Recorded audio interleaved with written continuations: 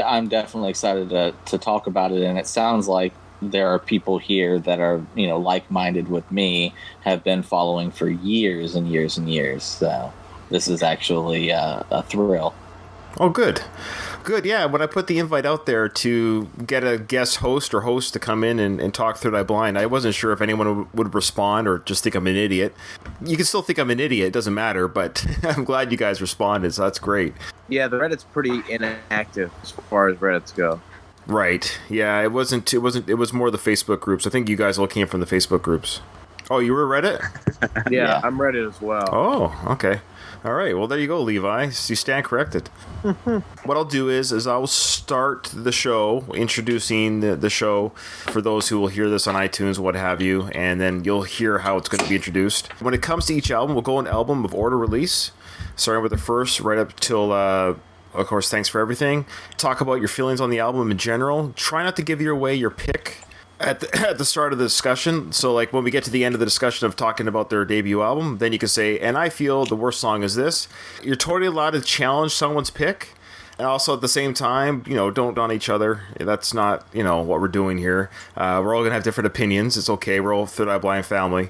And at the same time, the way the show works too is you don't have to hate the song for it to be the worst. So if there's whatever song it is, you can still like the song, but the idea is if one song had to be getting rid of on the album, this is the one you could get rid of. So that's how it works. So obviously we're all pretty big Third Eye Blind fans, and I'm not saying this is the worst song on the album, but let's say it's like, Slow Motion. Well, the instrumental is the worst song on the album, but the actual song wouldn't be considered that, you know what I'm saying? That's a great example, and I'm glad you brought that up. I thought I put it up in the directions earlier, but that's okay. So no instrumentals count. It's only the studio album, so there's no B-sides. Are you considering Slow Motion, the full version, to be the Slow Motion we would discuss if we were talking about that album? Yeah, so Slow Motion on Blue, it doesn't even count. You can't even use it because officially it's really just an instrumental. That's what I'm saying, though, is because they did re-release that album with it in it. So right. Are we just doing straight up the original release, or are we doing correct the release that everybody knows? No, the release as on the album. Again, instrumentals don't count, so you can't even pick it anyways. I know you're not saying you would, but the rules that my brother and I have set up for the show is instrumentals don't count for a pick, and cover songs don't count for a pick unless it's like the Thanks for Everything, which is the whole album is a cover album. So that kind of breaks the rule. But if they do a cover song, like if a band, like we did Metallica once, we've done Aerosmith, like with these other bands that we've done on our show, and we don't count the cover tunes that they do because that's not their original song, if that makes sense. So that doesn't qualify. That's too bad, man. Heroin was badass. When I heard that, I was like, wow, that actually might be one of my all-time favorite Third Eye Blind songs. And they didn't even write it. Oh, sure, fair enough. Yeah. But yeah, we're picking the worst, so you're picking the worst anyways. Easy. We're already recording. I think I might keep a lot of that instruction anyways for our listeners, just so they can... Because I think we're going to get a lot of new listeners just for this episode. Welcome to the worst of the best podcast. You wanted the best. Well, they didn't freaking make it! So here's what you get. From Canada, Ryan and Ruben.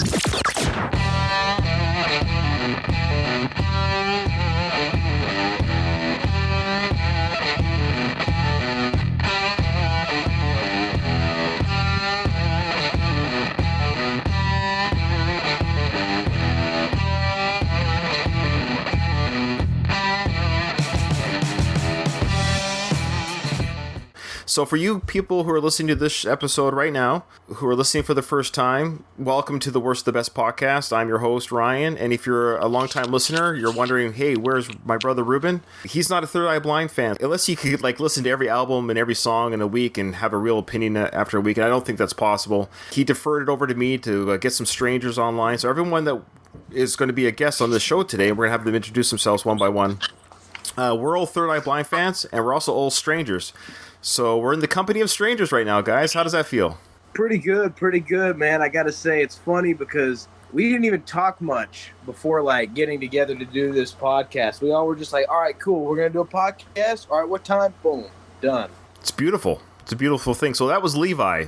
Levi, do you want to go ahead and say a little bit about yourself? Maybe you could do this. Say how long you've been a fan of Third Eye Blind, and maybe say your age too, because I think it's kind of important, because I'm kind of curious as to ages of people, because I'm 43, but I've been listening to these guys since their debut album, so 20 plus years ago. But some Third Eye Blind fans are in their 20s, and I don't think they've been listening since they were 3 years old. So I'm just curious what your age is. So I'm 21. Been listening to Third Eye Blind since 10 years ago. I don't know. I had a teacher who was super into them, and then people told us not to listen to them because they were anti-religion, and I didn't know what that meant. Started listening to them a little bit, and then I started listening to them again when I started working, and I found out all of their original songs were about drugs. And, you know, I was young, and I was a teenager, and I was like, badass, I want to listen to more of this stuff. And I've just listened to them ever since. So your teacher got you into them. What was the first song that you remember that you, or do you recall that was like, oh, wow, I love these guys? First song is either Semi-Charm Kind of Life, but actually, no, now I think about it, I think it's Jumper. Because Jumper was on that movie with Jim Carrey, right? Yeah. Yes, man. Yes, man. That was the movie. That was a badass movie. That's a funny movie. Very underrated Jim Carrey movie. When I started listening to it, and what I do for a living is I'm in the military. Yeah, I was going to say your profile picture. Thank you for your service. I'm in the military too. I'm in the Navy. Nice. Actually, I left the Army and I'm in the Navy now, ironically enough. Good move. Good move. All right, so that was Levi. That's awesome. Let's go with you, Justin. My name is Justin. I'm 28. I've been listening to Third Eye Blind since, I really want to say 99. It's probably more like 2000 though. My uncle was a big fan. I remember hearing Semi-Charmed Life in his car like Christmas Day 2000. It's like the time I can really remember. I kind of got into him from there. Nice. That's awesome. The older generation showing the young kids the band. That's great to see. Justin, where are you from? I'm from Tennessee. Tennessee. All right. That's a terrible Southern accent. I apologize. I'm Canadian, so I might be the only Canadian here, I think. Andrew, where are you from, buddy? And what's your story? I'm originally from Ohio, currently living in Florida. Definitely not a Canadian. I am 35 years old. I have been listening to Third Eye Blind since 96 or 97. The first concert that I ever attended when I was 13 years old was Third Eye Blind opening up for the Rolling Stones. Oh, wow. You saw that tour. Wow. Bravo. I saw that, the Bridges to Babylon. I was lucky enough to have a friend who invited me along, and that was my introduction to Third Eye Blind with their first album, with all of their songs hitting the radio at the time that they did. I was keenly unaware of the drug connection with all of those songs as a 13-year-old, but it was fun later to find out, you know, sort of a second level to those pop songs that were infecting the radio in the mid to late 90s. That just sort of began my infatuation with Third Eye Blind. I've seen them in concert dozens of times, followed them around. Very excited to have a chance to talk about them now. Awesome. Wow, that's awesome. Well, I'm Ryan, the host of the show, and I'm from Canada, 43, so I'm the old fart. Welcome, everybody. I've been listening to these guys since their first album as well. I just saw them for the first time last year. So I've been a fan for 20 plus years. Yeah, I've been a fan for 20 plus years, and I took my sons to the show. Actually, no, my oldest son and I went to the show. He's now 20. I've raised my children to like Third Eye Blind, so I got a 20-year-old and a 19-year-old son who are both Third Eye Blind fans as well. My 19-year-old was unable to go because he's actually in the Navy as well, and he couldn't go.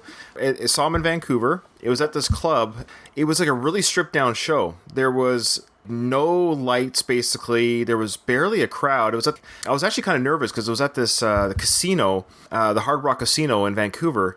I think half the audience were ticket winners from whatever promotions they had in the casino, and there was like a group of us that I could tell were legitimate fans, but there was like older couples walking in that were 30 years my senior. I'm like, oh boy, I think they think it's some sort of like, I don't know if they think it's some sort of casino show, right? I was getting nervous because this was my first time seeing them, and I was, hoping for a big, bombastic crowd. But the irony is I loved that it was stripped down and that it was these crazy fans, because we all got to the front, and we actually got to go right to the front of the stage. So I was right, my arms were on top of the stage, and I was 2 inches away from the whole band. And I got to shake Steven's hand. It was amazing. They played 17 songs. They put on a show, and I give them full credit. They put on a show like there was 20,000 people. It was a non-tour show, so I'm actually wearing my Third Eye Blind shirt from the concert right here. Beautiful. Yeah. Beautiful. I was literally so ecstatic. I know this is going to sound silly. I've been over 60 concerts. of other bands. And this was the most intimate, amazing show that I've ever been a part of, that I was literally almost in tears throughout the show. I felt like a little schoolgirl watching the Beatles. It was that exciting for me. I just felt young again and just totally jubilated. I don't know if you've ever had that experience at one of their shows. It's like a real spiritual connection with this band. I think many people that go see Third Eye Blind regularly, as I have been known to do, that's why they do it. That is exactly why they go, because every show is made to feel a personalized experience. It's my opinion that Steven goes out of his way to do that. That is the appeal. They do it for the fans, and the fans know that, to the extent that you have these long-lasting fan relationships that some of us have. And I think other people can speak to that too. It's just how Third Eye Blind infects, it sort of becomes a lifelong thing, because they keep putting out music. That keeps getting better and better. So, Levi, have you seen them live? Actually, I'm going to see them probably this July. I had tickets. Me and my father were going to go see them right when they released, was it Dopamine was the album, I think? And we go to the stadium, and you know what? We missed it. I was so ticked off. We read the date wrong on the tickets. Oh, no. But I'm going to go see them this month, actually. I think it's funny because, you hear such great things about the concerts. Steven putting in so much effort. And then it's like, dang, man, I really wish you could have put that much effort into the band early on so we wouldn't have lost the great guitarist we did. Okay, well, we'll talk. Yeah, that's all right. That's all right. This is a discussion time roundtable. We'll get into some of the controversies, the band changes, the pros and cons. So, Justin, I forgot. Have you seen them live? I have. I'll see them my 7th time this next Wednesday. Nice. Where at? In Tennessee? Excellent. Yeah, in Tennessee. Nice. Be in Nashville. Nashville, okay. That's great, guys. So we got one guy who's seen them 12, 13 times, and there's another one 7 times. You got a 1 and a 0. So but that's awesome. So yeah, Levi, make sure you get the date right on that ticket, okay? It's time. Okay, so let's get into it. Let's talk about their first album, Third Eye Blind, the self-titled album. It came out April 8th, 1997 by Elektra Records, which is the same record company that deals with Metallica, which I thought was interesting. Obviously, a huge hit, radio hit, 5 singles. Thoughts on the album? I think it's sad that this album, that we have to talk about it at all. Like, it's so easy to pick the worst song on this album because all the other songs are so much better. And we all know what it is. London. Hey, okay, Levi, I like your style. That is a hot take that I am not willing to accept. Okay, Levi, I like your style. Well, you know what? I could sing the words to every other song on that album, every single word perfectly. London. I used to carry my laptop around and play it from my laptop because I didn't have like a nice iPod or something. But London, every time I skip it, you know what I mean? It's just not as good. No, that's fair. And I'm willing to die on that hill. It's just, I hate that song so much. It just feels so out of touch with the rest of the album. I love how you just jumped right in with your worst pick. That's fine. Go ahead, Andrew. What are you going to say about the album in general if you want?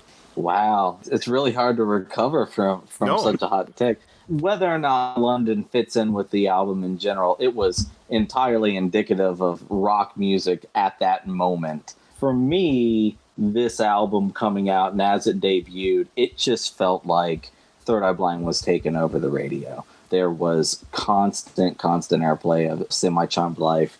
Hardly any time for losing a whole year to make it on the radio. The succession of the 5 singles as they came out was really sort of remarkable. I don't know how many albums it sold. I know that it was an absolute killer. Growing up through that time and living through that album being released, that was a really remarkable thing. I actually did play through a CD to the point where it stopped working. Got a second copy. That's amazing. That's how those things went back in that day. Yep. Yeah, so 6 times platinum. 6 times platinum. I don't know how that stands up against the Matchbox 20s or the Michael Jacksons of the world. There were other things happening at the time, and 6 times platinum is nothing to shake your fist at. No. I don't think people actually get platinum certified anymore. From what I remember, I think Beyonce was the last person to do it, and that was a few years back, just because people don't buy albums anymore. People were buying hard copies of this. I bought 2. Yeah. So, Justin, what's your thoughts on this album overall? It's probably the first album that I can remember listening to front to back several times over and over and over.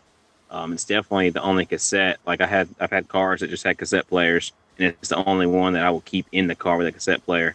Because I mean, I don't want to skip. Yeah, I have my take on the worst song. I won't go into that yet, but it is the only cassette that I will just sit there and play and just let it go through. It's got a lot of bangers. It's got some great lyrics in there, some great guitar riffs. I mean, it was a great debut album, but great album just regardless. Of course, we talked about the guitar work of Cadogan. Am I saying the last name right? I don't know if I've ever heard it out loud. I think Kevin people Cadogan. typically say it as Cadigan, yeah. Cadigan? Okay. Yeah, he is an amazing guitarist, and of course he was a guitarist on parts 1 and 2. I'm so used to doing a movie podcast. He's the guitarist on the first 2 albums, and of course he did the backing vocals, and he did a lot of the songwriting with Jenkins. So obviously a very integral part of the band and the album. But this album suffers from something, and I think we kind of touched on it. It kind of suffers in one way with being a part of its time. The tone of this album is not consistent. Some songs sound a little bit different than others. So the songs that I think stand out, the songs that, for me personally, that stand the test of time, are the songs they didn't write for that time, such as God of Wine, Motorcycle Drive-By, The Background, Narcolepsy. Those 5 songs. Yeah. Okay, so those 5 songs right off the top. If anyone you pick one of those 5 as your worst songs, we're going to stop the pod. We're going to kick you. Yeah, we should definitely stop the podcast because I have a tattoo from Third Eye Blind that was spurred on by me listening to Narcolepsy 5,000 times. There you go. It's a legend. It's a legend. So you get my point. So those songs don't have a feel of time. What people don't know is Kevin Cadigan, he actually studied under Joe Satriani. So this was no slouch of a guitar. I mean, this guy was legitimately a fantastic guitarist. Because this is one of the few albums we get him on, and I feel like it shows in the guitar work that It certainly does. It's not the same anymore. No, it's not the same anymore. And I have a question about how that plays into the other albums. And how much does Steven play compared to the lead guitars that he hires on the albums? Oh, nowhere near as much. There was an interview with the guy who owned the studio that they did I think it was Blue in. Okay. And he said that Steven would show up at the end of recordings and record the vocals. He'd be drunk and he'd roll up on his motorcycle and leave at the end of it. I think that's why a lot of it sounds different. Steven has a lot more control and influence over any of the songs that he didn't necessarily have in the very, very beginning. And I feel like that's why the overall sound, I think, of each of the albums has gotten less and less guitar heavy. And if it is guitar heavy, it's more synthetic, pedal driven rather than riff driven. You've got a good point. It is a good point, and it doesn't necessarily mean the albums have worsened over the years, and I think they're just different. They're different. I think the fact that some of them are fresh and new really helps. The songs that are the weakest on this album, for me, believe it or not, and this isn't my pick just yet, are actually, I never listen to any of the singles ever anymore. When I have the CD in or it's on my iPod, I just don't bother. I saved you and me both, brother. Okay. I saved it for the concert because you're going to hear it at the concert. And so when I heard Semi-Charmed Life live at the concert, I thought, hey, this is great. I get to hear this song that's 20 plus years old that got them going as a band. Great. I got to hear it live. It felt better live, but I don't ever listen to. And in fact, the 5 songs that I mentioned to you guys, that's the only ones I have downloaded on iPhone from this album.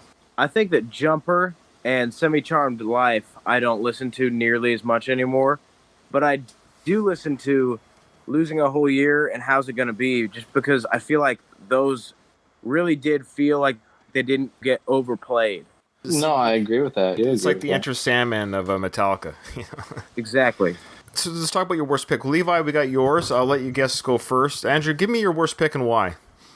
I'll give it to you, and I'll tell you, out of all of the albums, this was the second most difficult for me to choose from. At this point, I've listened to this album so many times. It's been my partner on countless road trips. These are songs that I live my life to. I've taken turns, as you said, sort of shunning the most popular ones that you'll hear on the radio. I want to repeat essentially the songs in the middle and at the end, right? The ones that don't get overplayed. For that part, I've made them all my favorite at different points in my life. If I had to choose one, I'm going with Burning Man.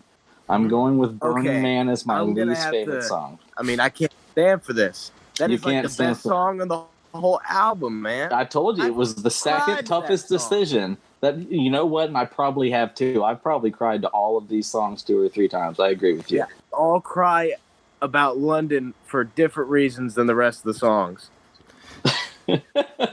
Because it's so 1997 it kills us, right? Oh yeah, it's like it's cemented. All the other songs can move through time, but London is, dude, let's just build a house in this year and never let it It's age right there. at all. Andrew, what is it about that song in general that you don't like? Is there a part that you don't like, or just There's less memorable and emotional about it than the other songs. When I think about the other songs, when I think about Good For You, I think about that is the origin of There's Something in You that I believe in. When I think of I Want You, I think of, oh my gosh, he actually made a song about vampires. When I think about Thanks a Lot, I think about I Slit the Throat of Your Confidants. There are things in these songs that are very connected to me. Burning Man is a goofy riff. Burning Man, I'm not entirely sure what there is to connect to it. Justin, what's yours? It's a toss-up. For years of my life, I really said Narcolepsy was my least favorite song on that album. I mean, lyric-wise, I enjoyed it. Guitar-wise, I enjoyed it, but I didn't connect with it. Even having, staying up for days on end, different drug benders and stuff, I still didn't really connect with it. The older I get, the more I realize I dislike Graduate. I've never been a big fan of Graduate. I listened to it the day I graduated high school, and that was honestly the only time I really connected with it.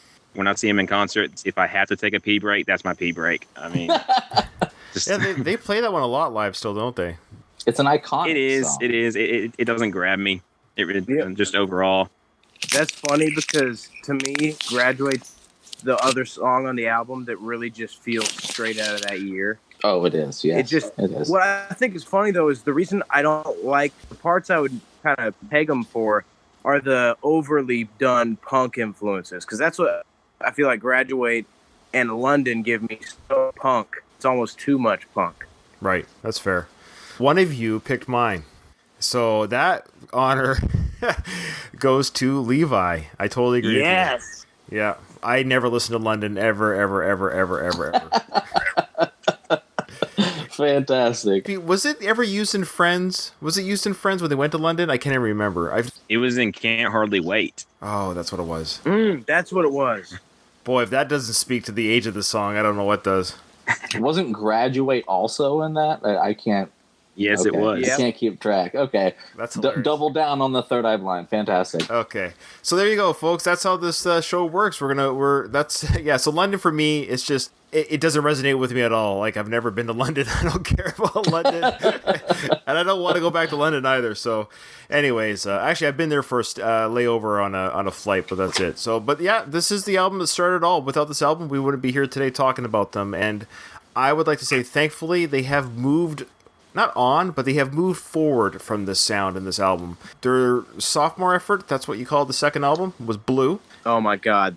Oh, that is my all-time favorite Third Eye Blind album. So easily. Blue's the jam. I got the sun from the album cover tattooed to my arm.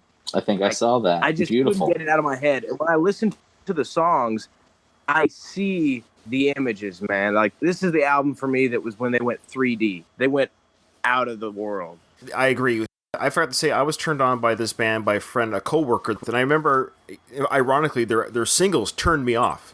I'm a bit of a metalhead. I was raised on Metallica, Aerosmith, Guns N' Roses, Motley Crue. Look at my Worst of the Best podcast feed. You'll see some of the bands that I liked growing up that my brother and I have covered.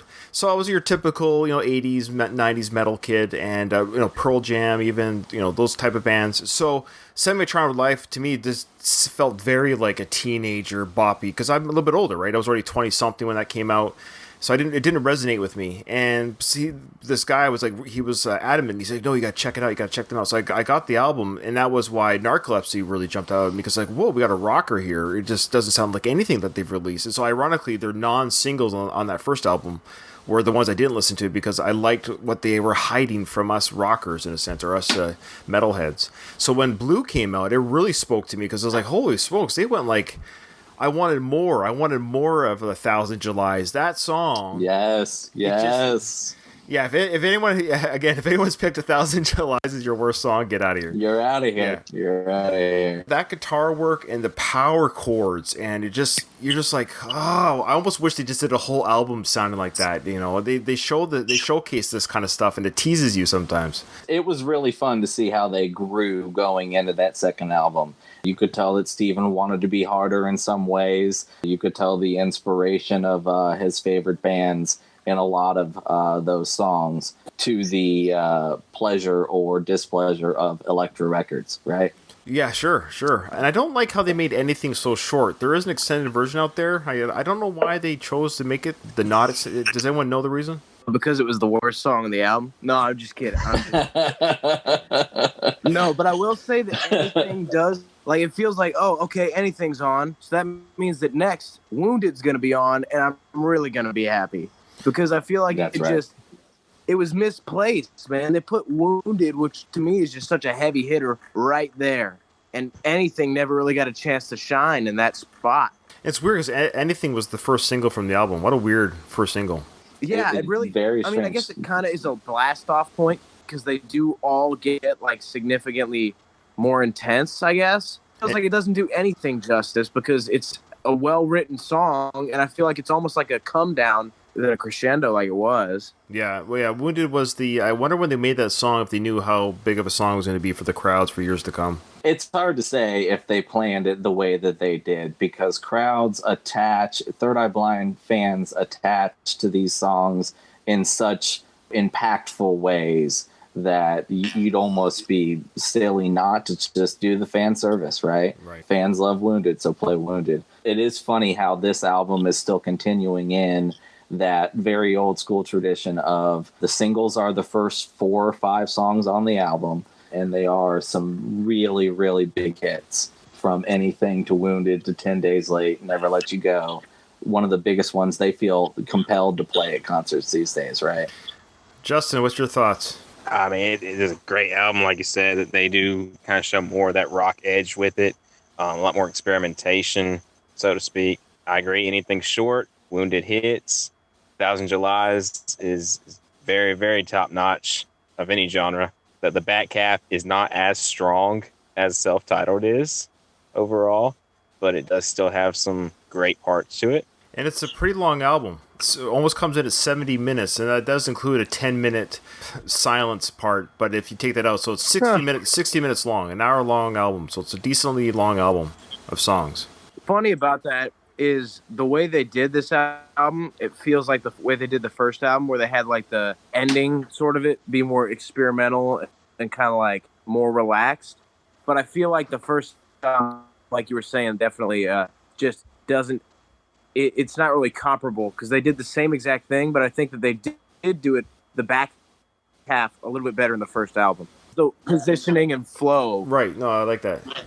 I had the luxury of every album since the first album. I bought them when they came out and listened to them right off the bat. Same. And I never listened to singles, actually. So I didn't even know what was a single because I don't listen to the radio. So I'm an old man. And I don't listen to singles. So I actually didn't know what they've released as singles. So I actually Googled it at the time or whatever. Actually, Google wasn't around then.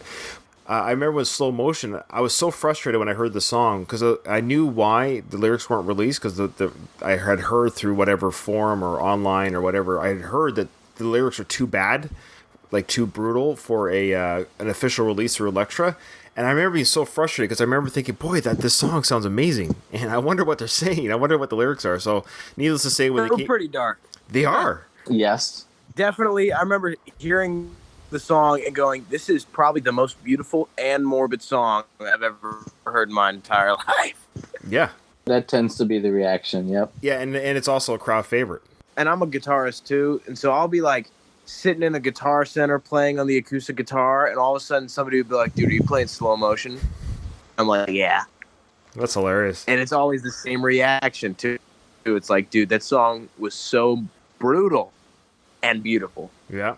I would be happy if I never heard Slow Motion in concert again. Ooh, Nelly. I mean, it's not my worst song on the album or anything, but I would be so happy to not hear the fact that every time he plays it, he's like, this is a song only our true fans know. And I'm just like, You know what? I do appreciate that sentiment because I think you go to enough of these concerts and it starts to feel a little bit disingenuous, right? Yeah. It felt really good. And then you go to the sixth time and you realize, oh, okay, it's built in. That part is built in, and that's why they keep doing it. They're showmen. They're businessmen at the end of the day. And I get what you're saying there, guys, because when I saw this concert for the first time, when I saw them on concert for the first time, I went on one of the forums or whatever and expressed my excitement about the band and some of the things they said. And I got some disingenuous or some Disgruntled? No, disenfranchised. Oh, disenfranchised. Yeah, people kind of like what you guys are saying when I said something about this or that. He goes, "Yeah, what else did he say? Did he say this? Did he say that?" I'm like, "Okay, all right." So it wasn't that special for me. You've heard the spiel, right? Yeah, which is fine. That's fair. But it was special for me at the time that he find out that he's kissed all the girls before you. Yeah. Oh gosh, right. Well, we should say this album also has the same four members of the first album. So we have the 1-2 punch of the four original members for these first two albums, and this will be the last. The A-Team. Yeah, sure, fair. Mm-hmm. That's right. And this is the last time that these four will be together on a studio album together. So It's a sad sentence right there. It just sounds so sad, because it is. True. But you know what? Third Eye Blind is just part of that lexicon of bands that this is just, it's almost cliche. You know, you named the band, and I brought up Metallica a few times. Granted, they had a death for their bassist, but they've already had a placement of the replacement bassist. Aerosmith is one of the few bands, but even they had a mini breakup. They had one studio album without the two original guitars. So funny that you said Metallica and you brought up the death, but you didn't bring up the fact that Dave Mustaine got kicked out of the band and then made one of the other greatest metal bands agreed. of all time. Agreed. Which is arguably, I mean, just an opinion, but I think that they definitely show that they can play at the very least on the same level. Oh yeah, I love Megadeth. I've seen Megadeth live 6 times, and I've seen Metallica live 6 times. But Send out prayers for Dave Mustaine, by the way. Yeah, absolutely. Sad to hear about the throat cancer, for sure. Absolutely. The reason why I didn't include Dave Mustaine is because I go by studio release members. That's kind of how I look at Fair it. Fair enough. Okay, worst pick. Why don't we start with you, Levi? Oh, man, you know what's sad is I love every song on this album. Sadly, I gotta say Camouflage, man. I mean, the whole song is just like, you can't like it until you're really a Third Eye Blind fan. Because it's just so bizarre, you know? Yeah. And you're like, right. yeah, let me try to sing to this. And then it's just like, yeah, the whole time. You're like, what is going on? And if you're not a musician, you really don't get what's going on. Because they're just screwing around. And it sounds good, but it's what is happening? Yeah, I like it. I think the only lyric I understand without reading the lyrics online is I can hear him say camouflage. Yeah, That's give you right, anything to taking off your camouflage or something. Yeah, it's a genius song, but it's one when I first heard it on the album, I remember thinking, what's going on here? What's happening? In fact, some of my most favorite Third Eye Blind songs, especially later albums, are ones that I didn't like at first. Yeah, I agree. Don't get me wrong. I like the song. It's actually not an easy choice for me. Actually, it is an easy choice for me, but it's not at the same time. You know what I mean? Because I like every song on this album. Yeah, it's the name of this 100%. game. That's how we do this podcast. My brother and I often do this when we cover artists that we like. That's what you have to challenge yourself. Not everything's created equal, right? There's going to be something that's the worst. All right, let's go, Justin. Worst song on the album, despite my boredness with slow motion, is definitely Darwin. I mean, it's got a cool sound to it. I see the experimentation with it, but I just don't relate to it. And I mean, the lyrics, like I said, they don't hit me, you know, like other Third Eye Blind lyrics hit me, especially not on the same album as something like Farther. Farther is the most underrated song ever, whereas Darwin just isn't rated at all, and for good reason. I don't know, man. I feel like I relate really well to aliens in snakeskin boots. Somehow that doesn't surprise me with Levi. I don't know why. I'm getting that feeling from this guy. Hey, man, I'm from Texas. I have some snakeskin boots. I believe it. Everything's big in Texas.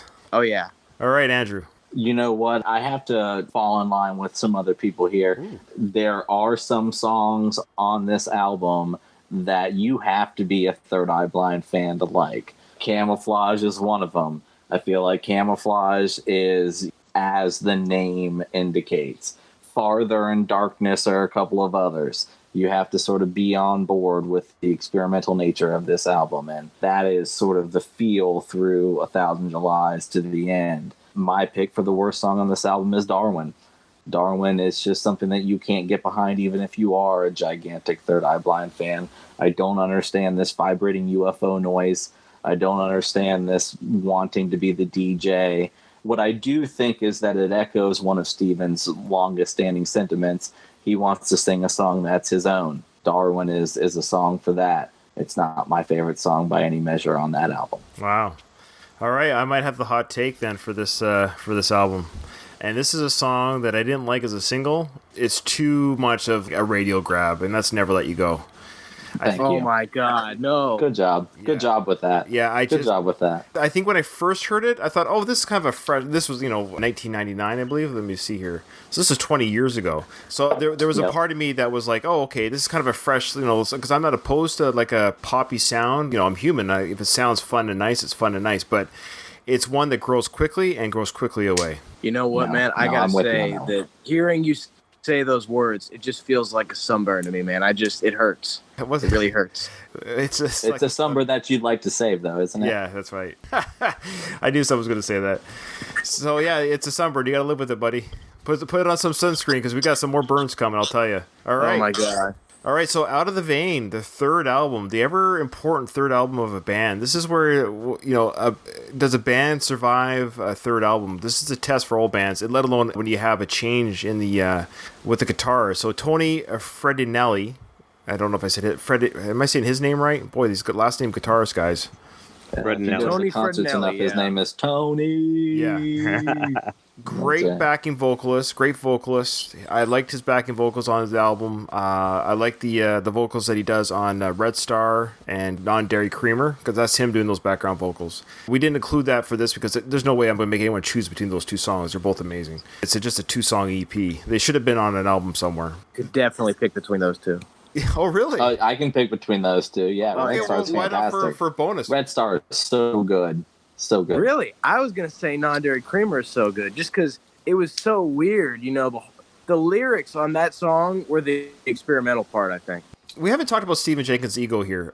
Yeah, or his politics. Okay, but you know what I love about Jenkins, and I hope he's listening, and I hope fans of his are listening. I hope people that hate him are listening, because the reason why I'm a big Guns N' Roses fan, and you can't be a Guns N' Roses fan without both loving and hating Axl Rose, because that's what makes him a genius songwriter and performer. And back in the heyday, he was a scary performer because you didn't know if he was going to show up or when he was going to show up. Or it sounds terrible, but it plays into the rock star a little bit. As Steven, he's not Bono. We know that he can't sing that great live, but that's what I love about him. And what I love about him too is the guy can write lyrics. His lyric writing, and I'm a big lyric guy. Some people aren't lyric people.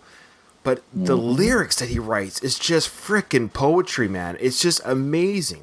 It's just like I listen to what he has to say. You name the song, the lyrics blow me away. Like, he is one of the most original lyric writers in the world. I love what he has to say. And when we get to the third album, who's writing the music? Who writes the music? Who's the sound? Well, so they did it at Skywalker Sound, and I think that showed in the improvement in just actual recording proficiency and equipment. That's the George Lucas's recording and audio brand. I think that this album was one of the last albums where he really kind of let other people really collaborate in. The way that all the rest of the albums kind of have that same similar change to it. You've got so many songs on here where it feels like a guitarist, like an electric guitarist, not like Steven is, because he feels more like an acoustic guitarist to me, but a real classic style electric guitarist was just wailing on some of these tracks. Yeah, Tony was awesome. And this album has... Tony is awesome. This album has really grown on me over the years, to the point when this album first came out, it was such a different sound than the Blue album. I almost called it the Green album. At first, it took me a long time to do I like any song? Other than maybe Crystal Baller? I remember when it first came out, I was like, do I like this album? But over the years, I love this album, and I love every song on this album, except for one glaring one. Every song on this album, really? I love. Glaring? Glaring. Please tell me. No, we gotta wait. Please tell me you're not gonna say self-righteous. So go ahead, Justin. Go ahead and talk about this album for a sec. This is my absolute favorite Third Eye Blind album. Nice. I could talk for hours just how great Tony is on a personal level, on a music level, what have you. I'm a big fan. After he was out of the band, he did a few solo shows, and he was in a cover band for a little bit, helping another girl that's an American Idol. I went and saw a bunch of those shows. Oh, wow. I've had a few video chats with him. I paid him like $50 to have an hour-long guitar lesson, like on Skype with him. I mean, I'm just a big Tony fan. I really am. I could probably talk for hours about Stephen Jenkins and some of my feelings on him and his decisions too. As far as this podcast goes, this is about the fandom of it and not my unfandom of it. We won't go there. Well, but out of the vein in general. You're teasing me here. Oh, that's fair. That's fine. It's fine. If we have time at the end of the concept, maybe we'll throw in some thoughts there. So go ahead and keep talking about the album. Sorry, yeah, go ahead and finish up your thoughts on the album there, Justin. Didn't mean to stop you there. I mean, just no, you're good. Out of the Vein is definitely my favorite album. I think it has just a different sound. I think it goes even more on the experimentation aspect of Third Eye Blind with a lot more layered guitars. I mean, there's some songs on this album that have 6, 7, 8 guitars playing at the same time, just all over different pieces. And I think it's an incredible album. I really do. Awesome. All right, Andrew. This is quite possibly my least favorite Third Eye Blind album. I don't know if that is a hot take in any way, shape, or form. I can see this album dividing people, but go ahead. Yeah. I actually think that I tie this. I want to change my original position. I tie this with Blue, honestly. You tie this one with Blue. There are some great songs on this. I didn't think that Crystal Baller was as great of a song as Steven thinks it is. I just think it's a lot of loud guitars and not a whole lot of the lyrical creativity that he was known to show. That's fair. I think that Steven thinks all of his songs are a lot better than they really are. Hey, you know what? We agree on that one. We sure do. Yeah. Oh, poor Steven. What are songs then, Andrew, that really do stand out to you? Like, what are some that you just love when it comes on? I'm curious. Blinded is an all-time favorite. Blinded has so many words, and when you learn all of them, the song gets better as you learn each new one. Fitting in theories or the myth of Icarus and Cunnilingus into the same song, that is exactly what Stephen Jenkins is known to do. This is probably peak Stephen. I really do like My Hit and Run. I think that does come from a true place for him. Mm-hmm. I think that's got a lot of great Stephen Jenkins in it. Are we doing our worst? Go ahead and throw down my worst now. Yeah, go ahead and throw down your worst while you're at it. Throwing down my worst is definitely Self-Righteous. Self-Righteous is this song did not work for me. This song was melancholy. This song was drawn out. This song had some whistling and some humming where there should have been words and better noises. There were some good songs in this album. Self-Righteous was not one of them. And for a song twice as long as The Great Danger, right. Please, twice as long as Danger. I don't see the need. It's a 6-minute song. Okay, yeah, I'm giving away my pick a little bit. Well, actually, let me do my pick. Then we'll do Justin, because it looks like Levi's ready to... he's fuming. We got him fuming. So it's killing me. That's all right. So it's my pick too. I think I've heard it all the way through twice. I knew it. That's all you could bear. I had a feeling. I feel like Caesar getting stabbed in the back. And here's the thing. I'm a big fan of duets. I love duets. You know, I love the male, a female juxtaposition of singing. Steven hasn't done that very often in his albums, and so here's a chance to do this, and it's just like, holy, this is boring. It's so boring. And the chitter-chatter and the chit-chat or whatever, the giggling, I'm like, what are we giggling about? If you were wondering about the giggling, they were high as crap while recording that. That's what was going on. Sure, but then it's even more... They can do that as long as it's good. Yeah.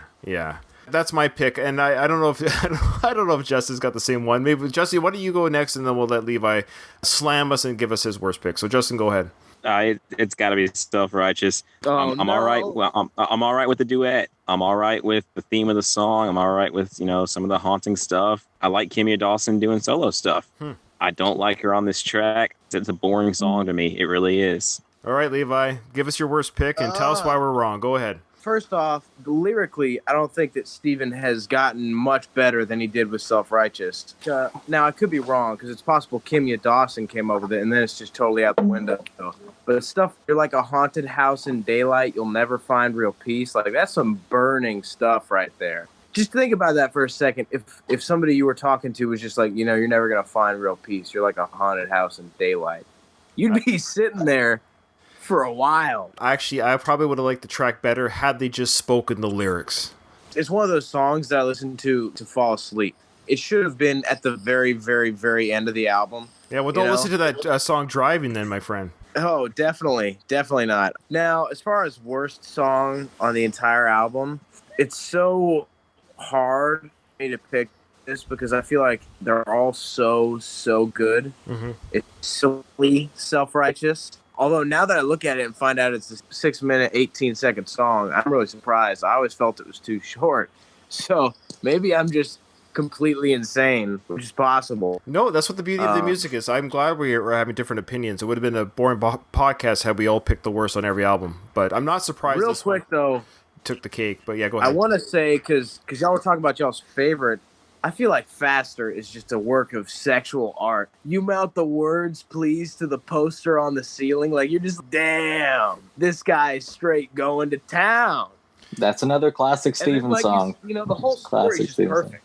Yeah. So, Levi, I have to ask, are you high right now? Oh, dude, I wish. No, I'm in the American military. I know, I know. I was just bugging you because I didn't want to get you in trouble. You know, in the Canadian military, we can smoke. I can be I know, man. If my great president is watching right now, I'd like him to take notes because I could be enjoying this podcast a lot more otherwise. Yeah, Canadian military, we can smoke on our time off. So I could, in theory, I don't, but in theory, I could be smoking a doob right now in front of you guys while doing this podcast. I mean, in theory, you are. I mean, in my theory, at least. Yeah. Saying self-righteous is... It'd be a lot cooler if you were. Well, I know. Trust me, I could be a lot cooler in many ways. I know. What is Levi's... What's the worst song on Out of the Vein for you? Oh, yeah. Dude, okay, so that's what's so hard, is it's hard for me to even... I'm going to say Misfits easily, because that song was too good for me whenever I was a teenager, like really angsty teenager, and now it just feels so lame. I'll sit there and listen to it, and I'm like, wow. I mean, you were a grown-ass man when you wrote this song. Wow. Keep that in mind for one of my worst picks for later, but here we go.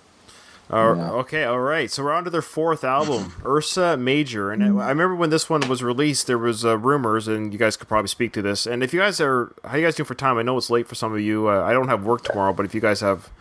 Hey, I'm having a great time. Okay. I'm great. I don't want to babysit you guys, but I just didn't want to try to pace the show here. But if everyone's happy with the pace, we'll keep going. So this was the fourth album and the last album with Arian Salazar, and he only did bass guitar on one song, and that was Bonfire. So great song. Yeah, great song. Who does bass guitar on the other stuff? John Evans. So he was like a studio bassist, or did he tour with the band? No, he was all studio. Okay. This album was much like, for me, the third album, where at first I was like, what am I listening to? What's going on here? What's happening? But again, this album, it grew on me immensely. I think we're seeing a theme here, maybe with Third Eye Blind, and this is why, and I'll say this right now, kind of a hot take, I love every new album that comes out, because when I first hear it, I'm always kind of like, what are we doing here? What's going on? What's happening?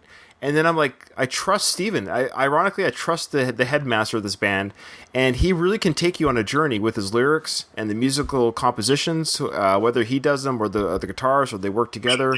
That being said, this album has really grown on me over the years. And songs like Water Landing, when it first came out, I was like, well, this is ridiculous. And now I love that song. The whole singing about getting your air mask on and everything.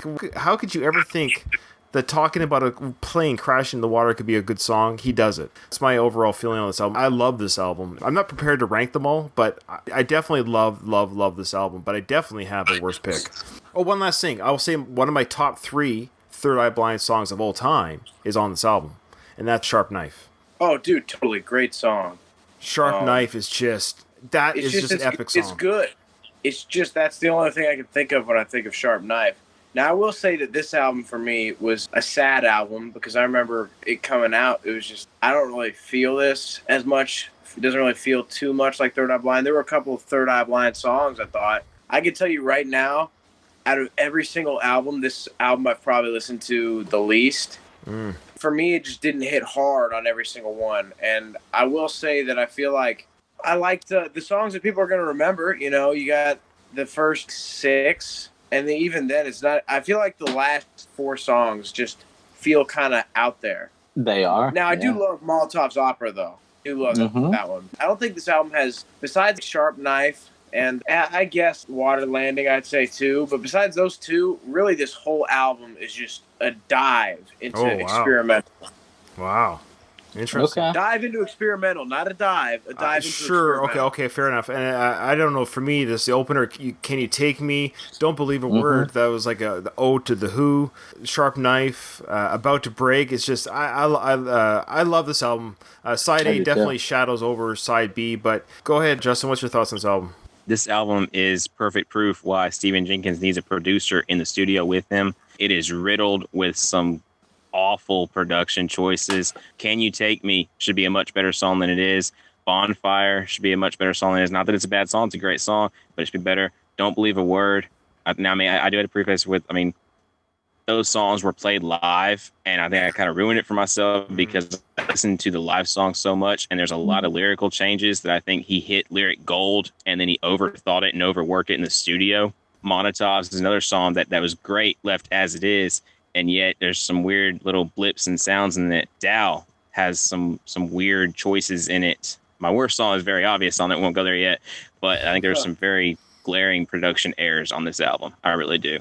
Right. Tony, I think, tried to save it with some great guitar work, but overall, it does kind of just fall short on it. Whereas other albums he experimented well on. I think this one he kind of had too much control. Interesting. All right, Andrew. This album was a long time coming. Leading up to this album was 6 years of demo tapes. Does that even make sense to anybody? Of leaked songs from live recordings. I probably heard Bonfire 4 years before this album came out. Okay. As they were tweaking it, they were calling it Lightning Comes. Yeah, that's what they were calling it. As these songs were developed, I really felt like Third Eye Blind fans at the time were really involved in that process. A lot of these songs were workshopped for 5, 6, 7 years. And as they were dropping that 10th year anniversary album, they were touring for that, and they were playing some of these songs. I really fell in love with a lot of them 2-3 years before they ever appeared on this album. My affinity for this album is like developed over a lot of time, just waiting for the studio versions to be released, right? If I had to pick a worst song, are we picking worst songs yet? I think everyone's talked about it, so yeah, you go ahead and start the show there, Andrew. I'm sorry, my worst song from this album is 1 in 10. Thank my God. My worst song from this album is 1 in 10. I feel like it's misguided. I feel like it's Steven being as liberal as Steven could be, and I think he got it wrong. I'll let other people explain why they say it's their worst song as well. I love so many of the songs in this album, from seeing them live and seeing them work them out. I never once enjoyed him playing 1 in 10. Justin, yeah, I saw you nodding. Are we unanimous on this one? Because I think we are. I really think we are. I mean, as much as I want to say, I don't like production choices. I don't like the rap at the end of Summertown, this and that. But 1 in 10 is definitely I love the rap at the end of Summertown. Thank you. The rap in Summertown really works out. It really does. I think there's some funny choices, but again, I do like it. I think it does work in the final version of the song. 1 in 10, not only is it just kind of it would have been cool if you released it with non-dairy creamer, just, a short little funny clip. That's great. But to put it not only on the album that's been waited so long, but to put it smack in the middle of the album, sequencing just kills it. I mean, if you want to hide it at the end of the album, some silence, and then instead of slow motion, you do 1 in 10. Okay, yeah, that's funny. That's cute, Steven. Just in the middle, though, it just points out how glaringly different it is from the rest of the album. Kills it for me. Levi? From the moment we got to this album, because I look over the album list each time we go through just to make sure I'm not making a mistake. The moment I saw 1 in 10, I had that burning desire to, can you cut a DVD perfectly to where you just cut a song out of it? I used to write a lot of music, in bands just growing up. I remember hearing 1 in 10 and going, wow, this is what happens if you stop writing like really good music for a minute and just let your ego run wild. This is egomania, you know what I mean? It's just him feeling so great about every word he's saying. And I remember thinking, the line itself, could you be my 1 in 10, sounds so horrible. I can't imagine a person ever uttering those words in the right context. It's just terrible. I like it. Good review to all of you, and I agree. That's my worst pick officially. Is 1 in 10. I can't really add much more to it. Well done, gentlemen. Yeah. We've got a unanimous pick. Yeah, so it took the 4th studio album, but we are all on the same page with 1 and 10, yeah. You should put a poll up whenever you do it, like when you release this. I bet you everybody would vote that 1 and 10 was the worst song on that album. You probably get not one of the worst Third Eye Blind songs ever. Yeah, fair enough. It could be up there for one of the worst ever. Dopamine, 6 years later. Do we know what's going on between these two albums? Does anyone want to speak to that, Andrew? Unfortunately, no. I probably saw them 2-3 times during the span. So I saw them working out songs like Dopamine. I really took the opinion that this was Steven's touring band at this point. He was including people that would play his songs. I'm not entirely sure how this album was developed, but maybe someone else can speak to that. Just seeing them in concert, it was people playing the old hits and maybe 1 or 2 new things that Steven had come up with. So we should say for our listeners, and for those who probably don't know, but there might be some casual, or semi-casual fans of Third Eye Blind. So the only 2 original members on this album are the drummer Brad Hargreaves and Stephen Jenkins, of course. We should say Chris Reed, Alex LeCavier, and Alex Kopp, who plays keyboard. So they've got an official keyboard member player, which I think is a great idea. These guys are still together since this album. In fact, their new album they're working on now, this will be the longest standing members 4 studio albums in a row. Editor's note. So after recording this episode just a couple days ago, I went on Wikipedia, and there I discovered that Alex Kopp is no longer a member of the band. I couldn't believe it. Like, I didn't know when this change happened. I didn't understand that it happened, but it must have happened just recently. My understanding is he wanted to do his own projects outside of Third Eye Blind. I guess in some way he felt he couldn't do these projects while being a member of Third Eye Blind. So they have a new keyboardist. So any mention of Alex being a part of the band, and he was a part of the band for like 5 years, just disregard and understand that, yes, they have a new keyboardist now. So, yeah, it's kind of sad, but wish him all the luck, and we welcome Colin, the new keyboardist, to the family, to the Third Eye Blind family. So just keep that in mind that literally 24 hours after recording this episode, I found out that Alex Kopp, the keyboardist the last 5 years, has indeed left the building. It's not the same, man. You ever seen that girl you had a crush on whenever you were a kid? You're like, dude, she's going to be amazing. I can't wait. And now I look good, or I've got my shit going, right? And then you meet her and you're like, you're not at all the same person. You're a completely different person. I barely recognize you. And it's not a good thing. I mean, it wasn't a bad album. It just didn't feel like Third Eye Blind anymore. It felt like Stephen Jenkins and the guys. That's fair. Maybe that's how some people felt, or maybe even I felt that way at the beginning when I heard this album. But I will say, this album, look, maybe I'm just a sucker for the newer stuff as it comes out, because I keep getting surprised and blown away that Steven's pulling out songs that he's pulling out. And we need Do you love this album? You love this album. I love this album. I love this album. I love this album. I love this album. Okay, good. Here's the thing, and this isn't taking anything away from Levi. I totally know what you're saying, and this isn't about a generation thing or whatever. This is just me being excited that we still have rock music. At the end of the day, this is rock music being played and written. We just don't have this anymore. There's some songs on this album that they're written for 30,000 people crowds, and it just breaks my heart that it's not happening. They're very stadium anthem type rock songs. Let me just say that Say It and the guitar work by Chris Reed, the lead guitar solo at the end, it's some wicked... Are you with me guys on this? That end solo is amazing. And the way it ends, I thought this was supposed to be their last album. Did I hear that wrong when this album was released? Did you guys catch that? He's said that time and time again, the whole idea of we're not going to do albums anymore. We're just going to release songs as we record them and stuff. That's right. I don't know if he's ever actually going to do that. That's what I heard when this album was released. When I listened to this for the first time, and when I was listening to this, I was at peace, so to speak, with like, okay, here we go. This, 5 studio albums, it's nothing to sneeze at, and what a closer Say It is. I was ready to bury them with thinking of the bands that I've enjoyed throughout my life. Okay, every band stops. I actually tweeted Chris on his work on this album, thanking him for his guitar work. He thanked me back, so I want to give a shout out to him for that. I've actually tweeted all the guys in the band. They've all responded to me except for Steven. Dude, that's a road you don't want to go down. You're going to be very old by the time he ever responds to you. And that'll be when he finds out you've got a matching organ or something. Oh, gee. And I don't know if you're really gonna want to know what he has to say, anyways. Probably not. You'll like the band less.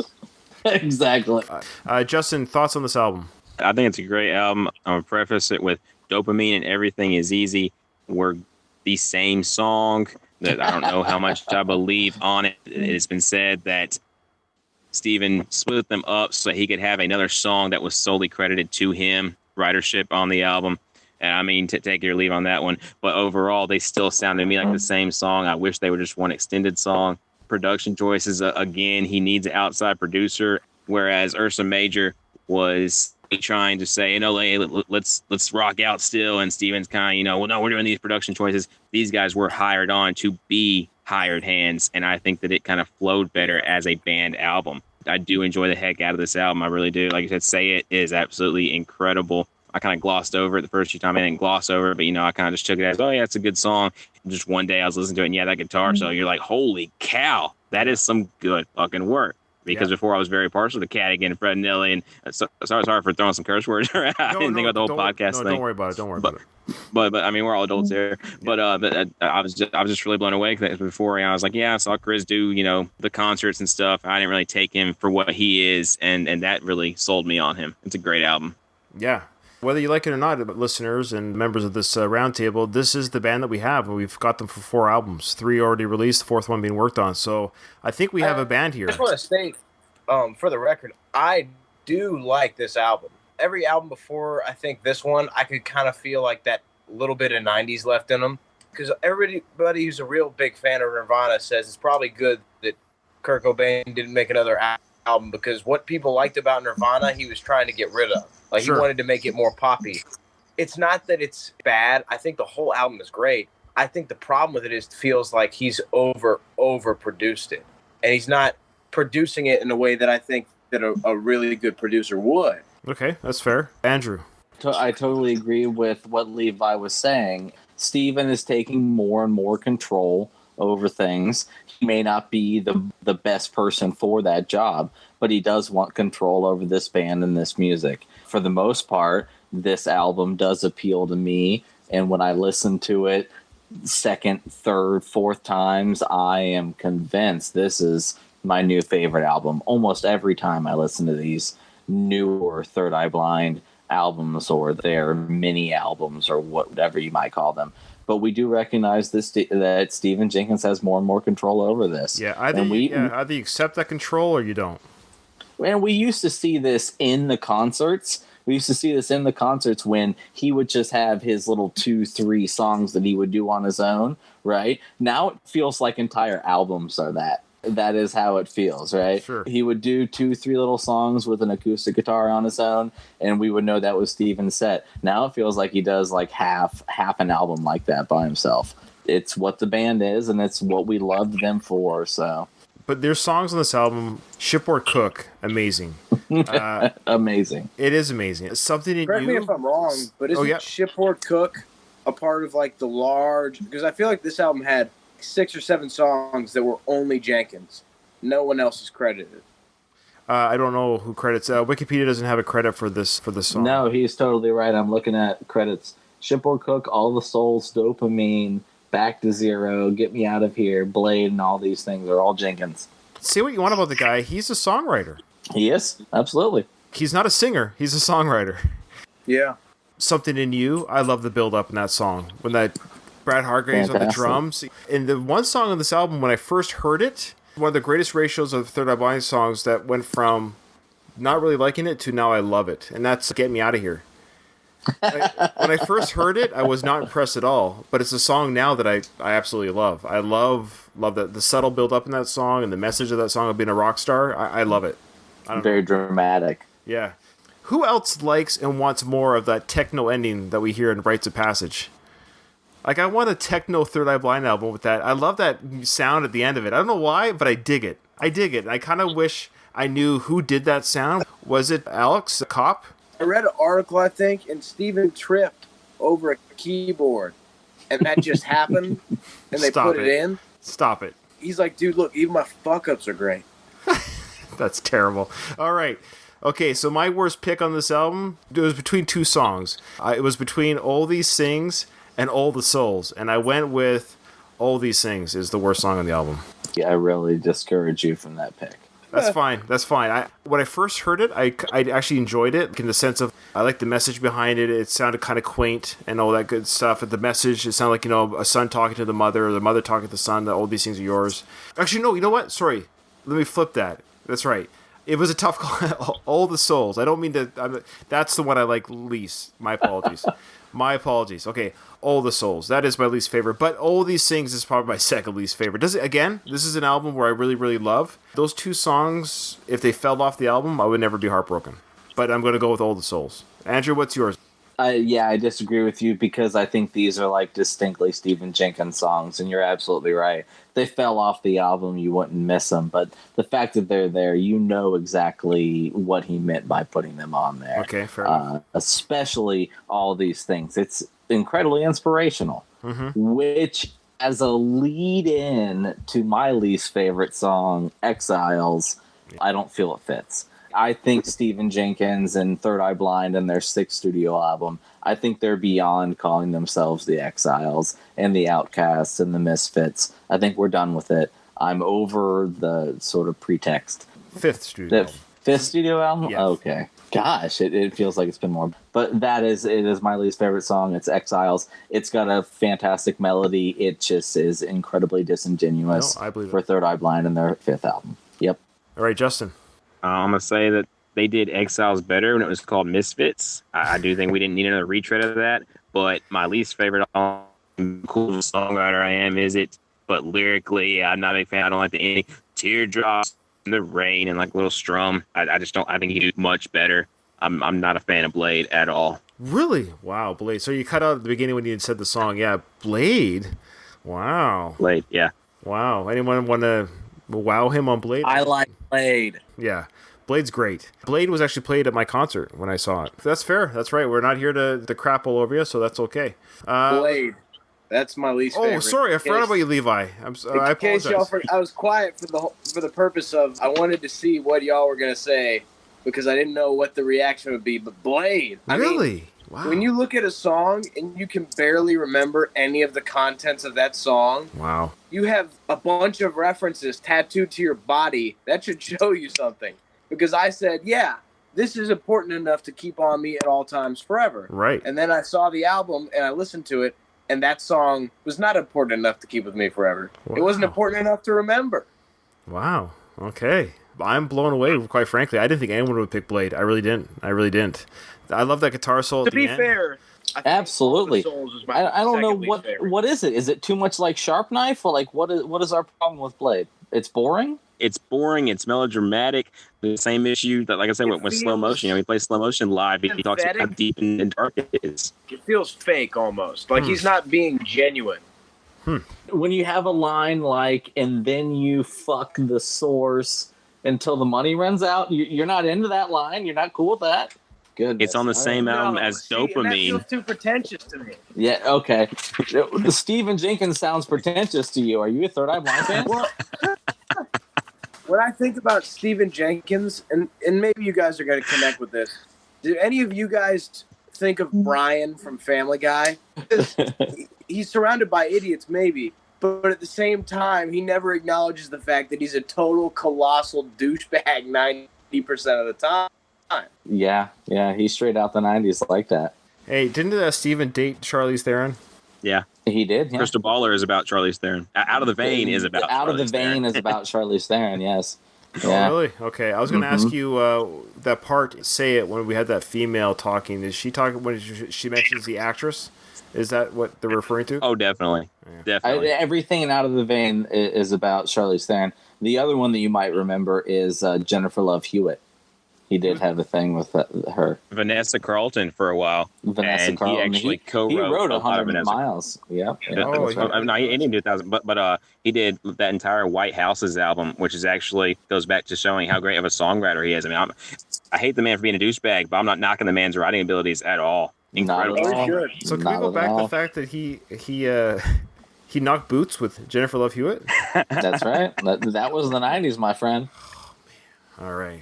My respect is going up. Okay. Did any of y'all ever see those? Actually, some of y'all might actually have seen it, but like those ridiculous hats they would wear. I don't remember what video it was I saw, but I remember seeing him wear like a foot tall top hat of just the concert, just playing it. Felt purple top hat. I will say I'm not a fan of the pants that he wears. Yeah. Oh, dude, doesn't he wear like the leather pants that just show everything? No, they're opposite. They're like weirdly baggy and long and short legs. Have you seen those? What I'm talking about? Yes. Yeah, his traditional concert uniform is long, baggy black shorts. Yep. And Okay. he will dress those up with big boots or something. But he just loves to wear like long black shorts. But he knocked boots with Jennifer Love Hewitt. My goodness. Okay. Hey, All man, right. the power of being the god of summer. Sure. All He's right. the god of summer. Summer god, yeah. That's right. All right, so we're doing their first EP, or big EP. We Are Drugs. It has 7 songs, all original songs, no covers. That's for the next album. When this came out, I was a little bit unsure about it, but it grew on me, and I definitely have a worse pick on this song on this album. Company of Strangers, I think, is a classic of the ages. That opening track is amazing. Sherry is a Stoner. I absolutely love that. I love the chorus change and his voice going high. Don't Give In, I love too, because it's about not committing suicide, and I really feel like that's a song that they should sing live. Really, is him going out of the crowd like "Nice to meet you." I think when he does that "Nice to meet you" part, he should be going out to the crowd and kind of high fiving people. I think that's a great interaction song. I'm not a rock star. He is. I guess he doesn't want to do that. Yeah, anyway, so Weightless is a great rocker. So now I'm kind of narrowing it down to my worst pick. So Justin, what's your thoughts on this album? I agree. I didn't really know what to think when I first heard it. I love the return of the Third Eye Blind falsetto on there. Sherry is a Stoner is a great track. Once again, it does showcase some great lyrics from Jenkins. Different lyrics and showing some of the aging on it, but some great lyrics. Overall, it's definitely not as strong as the other albums, and yet, it being a shorter album, that's kind of to be expected. Okay. Levi? Every album they release where Steven gets more and more political, it gets so much harder for me to enjoy it. I try so hard to put it out of my mind. This album was really like for whom the bell tolls, man. My bell was being tolled right then. I was, damn, man. You can't stop pushing it on me, man. I would like to just enjoy your music, but you make it so blatant. Cop versus Phone Girl, man. A hot take right now. It's the worst song of the album. Oh, wow. Worst song ever Not a written hot take. by Third Eye Blind. Not man. a hot take.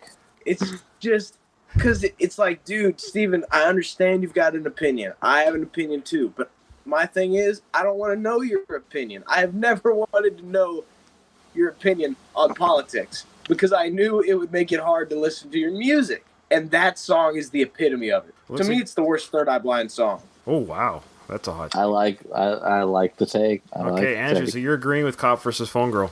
Yeah, I'll tell you. I really, really like this EP. I really, really like a lot of the songs on it. Don't Give In is fantastic. I think Isn't It Pretty is really good. Company of Strangers is a banger along the lines of some of their other B-sides like Red Star and other things like that don't get released but could be great on the radio. Yeah, Cop vs. Phone Girl. Bad rapping, a decent hook, like they always manage to slip in there. They always manage to slip in a decent hook that you're like, okay, I'm singing along to this, and this is why this is a decent song. But it's not. It's a garbage song, and I don't agree with the politics. I don't agree with the rapping. Justin. I gotta agree. Cop versus Phone Girl. I mean, I get it. It's an important issue. It hits you close to home, whatever. But overall, yeah, I'm not a fan of the song at all. So, as the only Canadian in this group, I just have to say you're a bunch of racists. No, I'm just A bunch of Third Eye Blind fans. Say what you want. Texas, man, it's possible. Wait, we got Florida, Tennessee, and Texas. See, it's possible. That's what you got. You guys are just Florida, Tennessee, that's and right. You guys are Texas. fitting the cliche. Even a Canadian knows the cliche up here. No, I'm joking, but I actually do have a different pick than you guys. It's gonna break Andrew's heart. Isn't it pretty? You don't like Isn't It Pretty? What? Oh goodness. Yeah, it's weird because again, I'm not opposed to kind of the electronic type sounds. I'm not opposed to that at all. In a song, I don't mind bands sampling or doing things that are different. I'm totally not opposed to that. But you're talking about hooks, Andrew. It just doesn't have it for me. It doesn't have that hook. If I were to hear this song live, it would be boring, and that's a big point for me. Is any of these songs I heard live, I would really enjoy, but that one I would be, it would be, isn't it boring? Yeah, You're right. All right, so guys, last album that they have released, and this is all covers. And I remember when this one was released, Thanks for Everything. I thought this was truly going to be the last album because it's called Thanks for Everything. Wasn't that what you guys thought? Is that what they wanted to tell us? I still don't know if it's not true. You don't think they're working on a new album like they've been saying in every show this year? I mean, I don't know, man. I really can't say. I feel like at the time they wrote it, they were thinking that this would be the end. They were like, yeah, we're going to stop. This is totally your decision. But if we're doing an album of covers, can we just pit all the covers against each other? Because I feel like there are too many other covers that just slip through the cracks. Tell me about these other covers. Heroin, for instance, is probably one of my all-time, just in general, Third Eye Blind songs. Because, if you've ever heard Heroin by Lou Reed. Velvet Underground.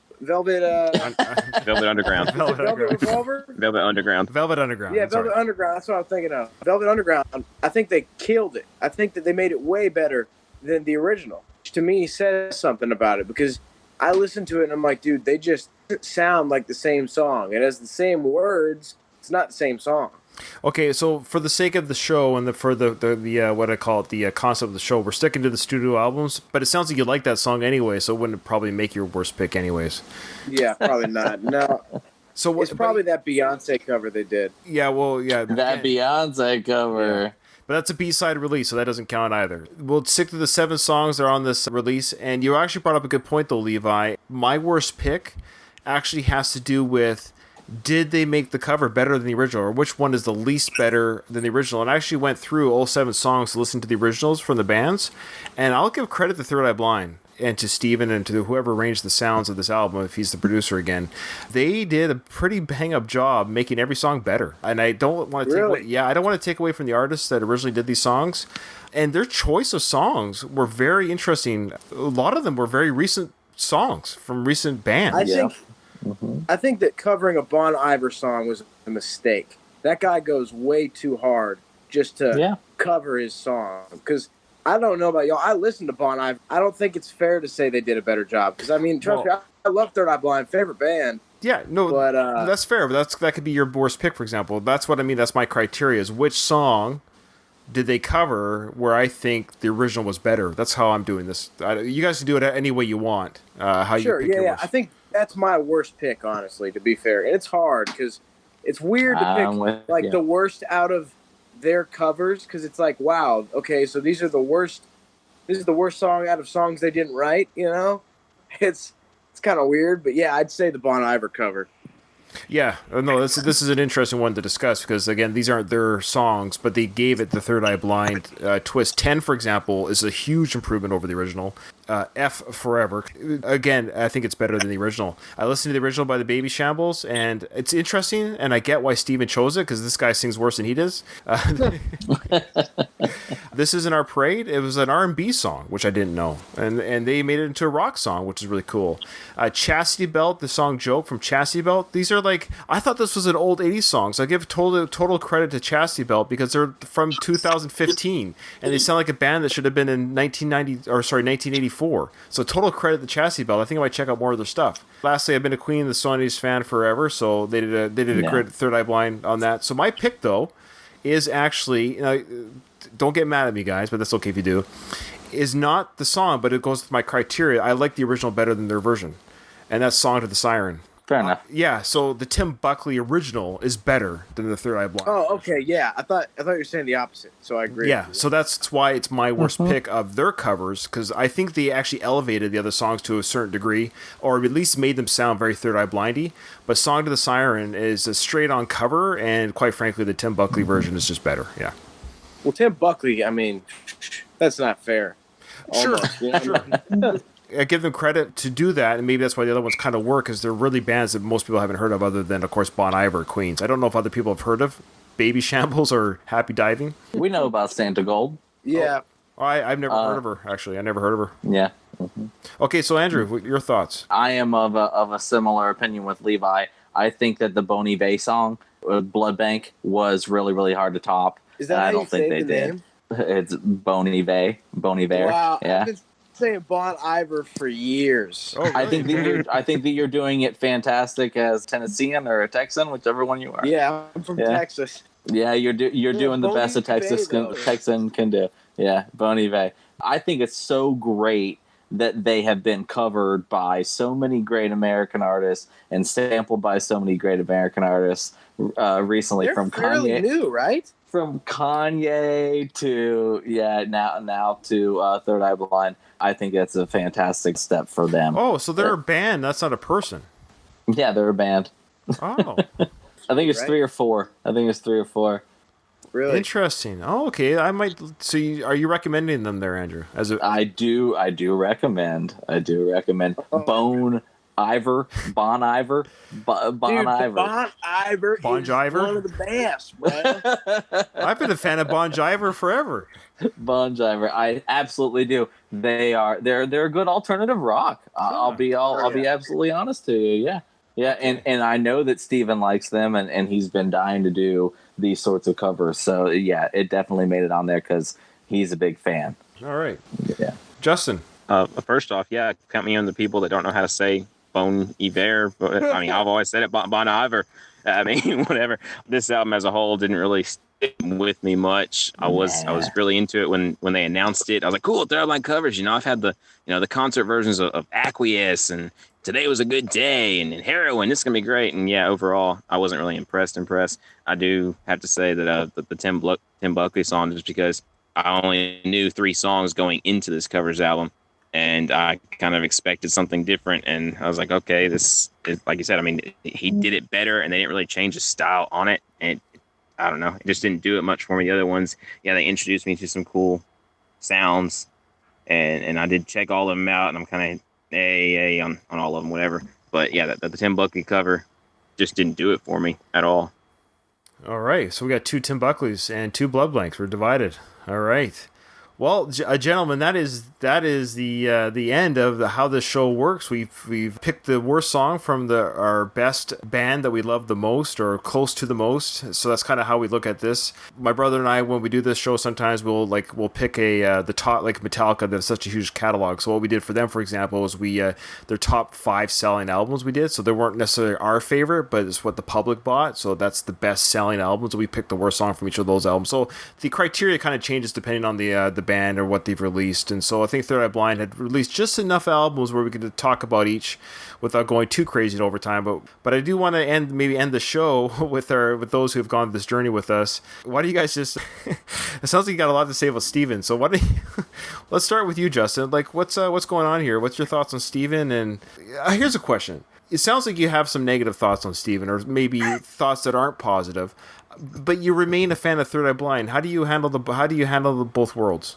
I mean, at the end of the day, Stephen Jenkins, while he has made questionable business decisions, good business decisions for him, but questionable business decisions for maybe the best interest of the music, he's a great lyricist. I mean, at the end of the day, I mean, I like his politics or what have you, but he writes good lyrics. His words have been with me for the better part of 20 years, and I can't knock that, despite seeing him play live songs. And I'm like, oh yeah, that's great. And then seeing him just butcher it in the studio, they're still good songs. I mean, that they still are, depending on the month, the year, whatever, if they're my favorite band or not. I have a lot of different bands from varied styles. Sure. But they're their band that stuck with me for the longest. No, that's fair. I'm a fan of the band.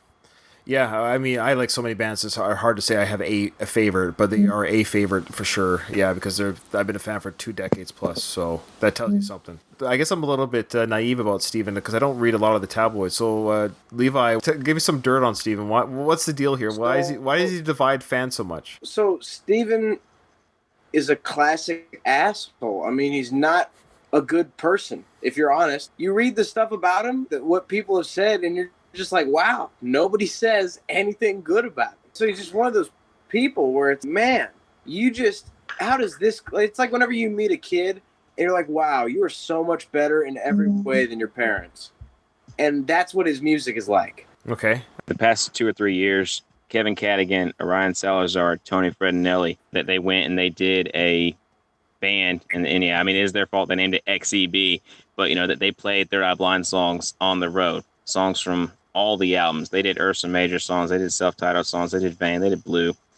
And then Steven basically took them to court and said, yeah, you can't do that. they said, okay, well, we won't name ourselves XCB, but we're still going to do those songs on the road because we wrote these songs. And he goes, no, you don't understand. I own these songs now. It just goes to show, yeah, Class A douchebag. True and through, however you say it. Okay. Well, yeah, that's unfortunate. Andrew? I can agree with everything that the other fellow said, while also saying that at this time he's currently on the right side of the law with the things that he's asserted, and that he does sort of have control over these things, and he can exhibit the type of control over those previous songs that he is exhibiting. To whatever extent it will take someone to sue him to get that away from him, I think that's sort of the game that he's playing. And I think that's sort of the way that is done, at least in his view of the rock and roll business. And a lot of people's view of the rock and roll business has changed in the last couple of decades. Right. Stephen Jenkins is a relic of an older system, and I think a lot of people would acknowledge that. The fact that they're still going on is interesting.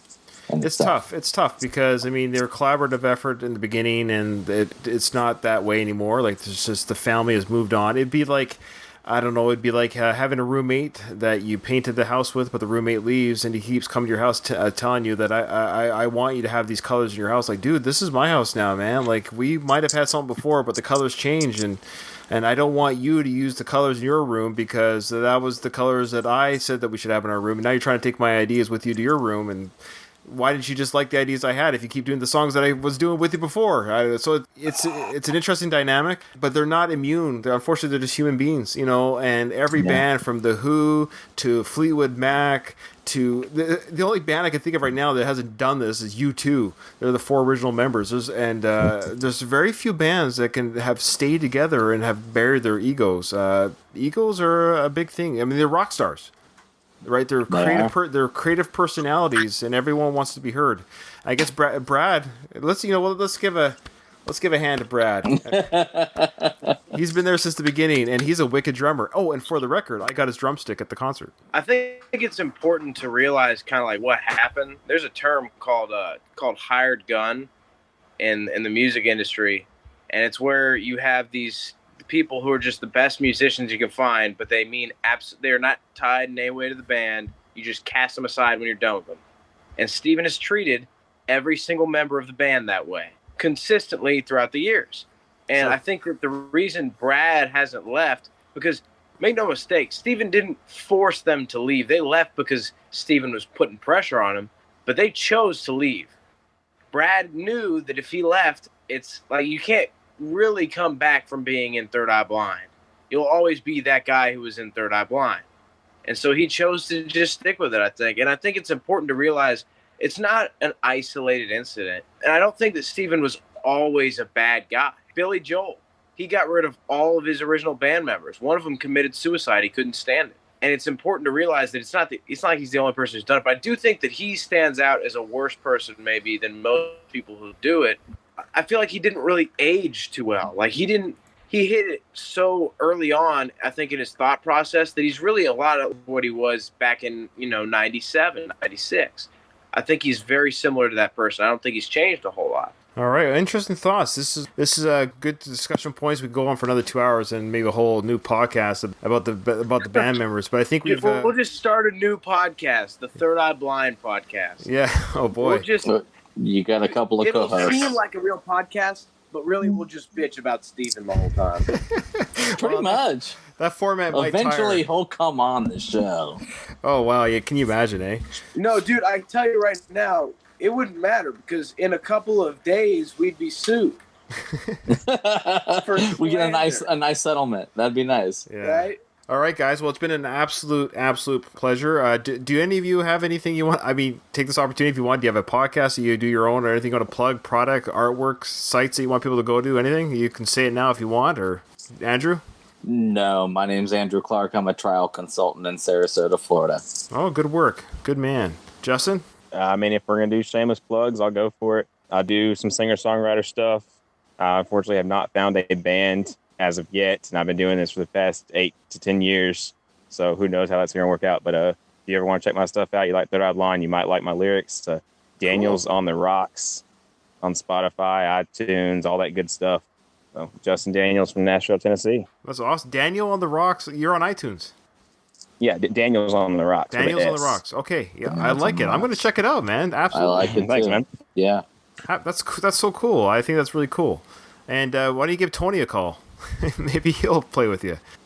Levi, what's up? All right, so I'm going to take this chance. I'm not going to do a plug or anything or even tell you about what I do, even though I could. Instead, I'm going to say I feel like anybody who likes Third Eye Blind should give Counting Crows a chance. I feel like they're very similar, but I feel like instead of being evil, I feel like their lead singer's just kind of messed up in the head. Not as much torturing other band members until they leave. Interesting. I never thought we'd get a plug for another band. Oh, sure. Counting Crow. Nobody's listening to Counting Crows. He's got a point. He's got a Nobody point. He's is. doing the right thing. I don't know if any of y'all have taken the time to listen to them, but that guy, I'd say if he's not as good as Steven, he's better. Oh, wow. Adam Duritz is a fantastic songwriter. Yeah, somewhere in Middle America. So I just want to close up the show here, but when I close up, guys, don't hang up. So I just want to thank everyone for listening, and this has probably been the longest, but one of my favorite episodes of The Worst of the Best. And for those who are listening to this episode, either on iTunes or whatever your podcast format, check out the other stuff I do with my brother on this feed. There might be a topic that you'll enjoy. We do anything from conspiracy theories to actors and actresses. We even do like celebrity deaths, you name it. The topic is there in our feed. We've got about 50 episodes and growing, so check out our other episodes. This has been great, guys. What a great discussion. So thank you to you guys for joining. I feel like I'm talking to old friends, but we just met today. Thanks again, and this is my sign-off. My sign-off is, remember, in front of every silver lining, there's a cloud, and we're here to help you find it. Thank you for listening.